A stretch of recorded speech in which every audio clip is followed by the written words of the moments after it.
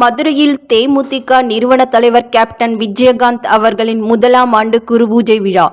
500க்கும் மேற்பட்டோருக்கு அன்னதானம் வழங்கப்பட்டது. தேசிய முற்போக்கு திராவிட கழகத்தின் நிறுவனர் கேப்டன் விஜயகாந்த் அவர்கள் கடந்த ஆண்டு டிசம்பர் மாதம் 28ஆம் தேதி உடல்நலக்குறைவால் காலமானார். அவரது மறைவு தமிழகமெங்கும் மக்களை சோகத்தில் ஆழ்த்தியது.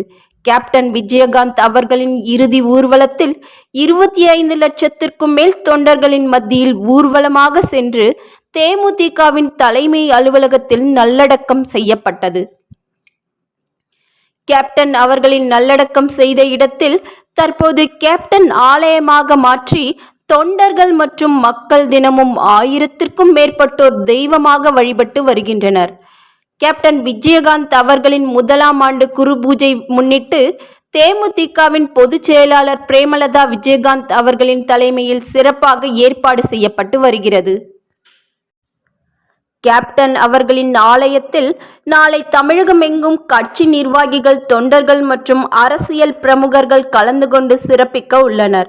இந்நிலையில் இன்று மதுரை தேமுதிக தெற்கு புறநகர் மாவட்டம் சார்பாக கேப்டன் விஜயகாந்த் அவர்களின் முதலாம் ஆண்டு குருபூஜை முன்னிட்டு மதுரை ஆர்விப்பட்டி ஸ்ரீமான் SRV பூங்கா அருகிலுள்ள கட்சி அலுவலகத்திற்கு முன்பு மாவட்ட செயலாளர் கணபதி தலைமையில், பசுமலை பகுதி செயலாளர் மணிவண்ணன் ஏற்பாட்டில் கேப்டன் விஜயகாந்த் அவர்களின் திருவுருவப் படத்திற்கு பூக்களால் அலங்கரிக்கப்பட்டு மாலையிட்டு வணங்கி மரியாதை செய்தனர்.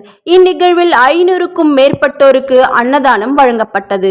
இந்நிகழ்வில் மதுரை தேமுதிக தெற்கு புறநகர் மாவட்ட துணை செயலாளர்கள் தெய்வம், சரவணன், மாவட்ட நிர்வாகி சங்கிலி, அவன்யாபுரம் பகுதி செயலாளர் செந்தில், 96வது வார்டு வட்டக்கழக செயலாளர் முத்துக்குமார், நிர்வாகிகள் நாகராஜ், அழகர், சுந்தரம், ஆறுமுகம், கிருஷ்ணன், ராஜேஷ், சுஷீலா, முத்துமணி, ராஜேஷ் செல்வம், பெத்துசாமி, நாராயணன், ஜனதுலாம், தனலட்சுமி, ஜானகி, குணசேகரன், பாலா, அழகு கோவிந்தன் மற்றும் இளைஞரணி, மாணவரணி, மகளிரணி தொண்டர்கள் ஏராளமானோர் கலந்து கொண்டனர்.